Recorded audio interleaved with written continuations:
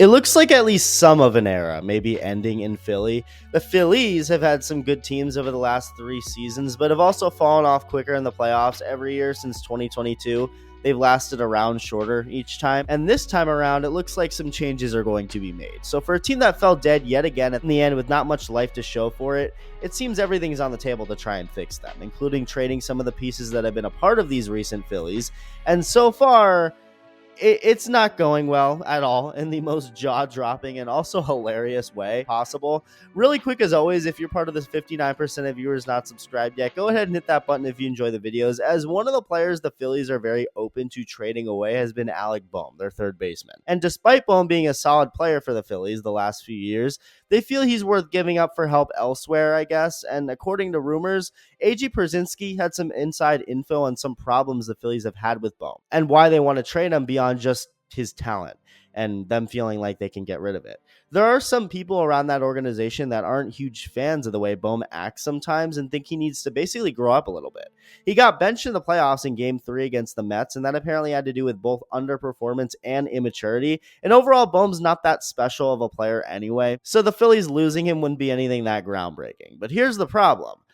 Bohm's not that special of a player, meaning if they want to trade him, they can't expect anything that crazy in value in return. Yet, for whatever reason, despite Bohm being an above-average hitter overall with little power and 2 years left of team control, the Phillies general manager Dave Dombrowski believes Bohm is currently prime Barry Bonds. Because when you look at who he's offered Bohm for to other teams, it seems like a joke, and it's become a meme on the internet now. People making up horrible hypothetical trades for Alec Bohm. First off, let's begin in Sacramento, where the A's are looking for a third baseman. And they've been active this offseason so far, one of the most active teams in baseball.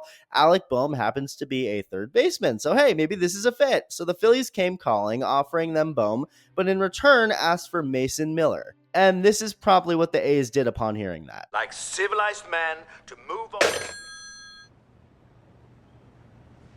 They apparently were in on the Kyle Tucker sweepstakes, offering Bohm and Nick Castellanos for Tucker. And after hearing that, I think we can all realize the Phillies only thought they were in on the Kyle Tucker sweepstakes. Next up, Seattle. They need hitting, more specifically a third baseman. I mean, they're going to need a lot more than just that. The Mariners have 0 hitting, but in order to get multiple hitters, you got to start with at least one, and that's a fact for sure. That's true. So here come the Phillies calling to offer Bohm, and during discussions, they asked for Logan Gilbert or George Kirby, their 2 best rotation arms. I mean, this has to all be a joke. I truly don't understand how the Phillies genuinely believe they can swing that, or any of these trades. Let's start back from the top. Mason Miller is already one of the best pitchers in baseball, whether he stays a reliever or moves into the A's starting rotation.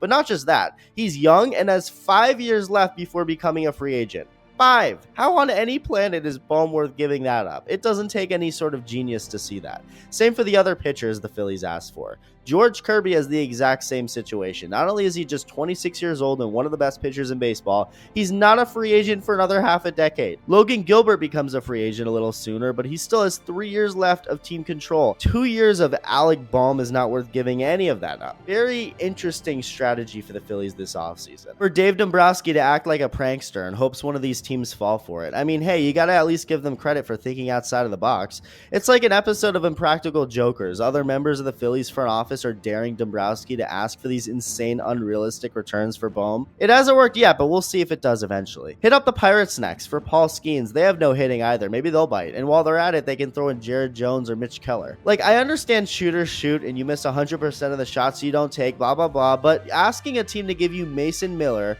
Kyle Tucker, George Kirby, or Logan Gilbert for Alec Bohm is like Ron Perlman asking Sidney Sweeney to marry him. Sometimes there's just no need at all to go for the shot. And damn, if Alec Bohm is really this freaking good to be worth those players in a trade, have you ever thought of maybe keeping a guy like that? I feel like the second coming of Cal Ripken Jr. would be someone you want on your team. But, oh yeah, that's right. They don't believe for a second he's actually that good. They just, for some reason, think they could do a classic Rays move and fleece a team, but don't realize they're not smart enough to pull that off. It's definitely entertaining, though. I feel like we can all at least give them that. Let me know your thoughts, and thank you for watching.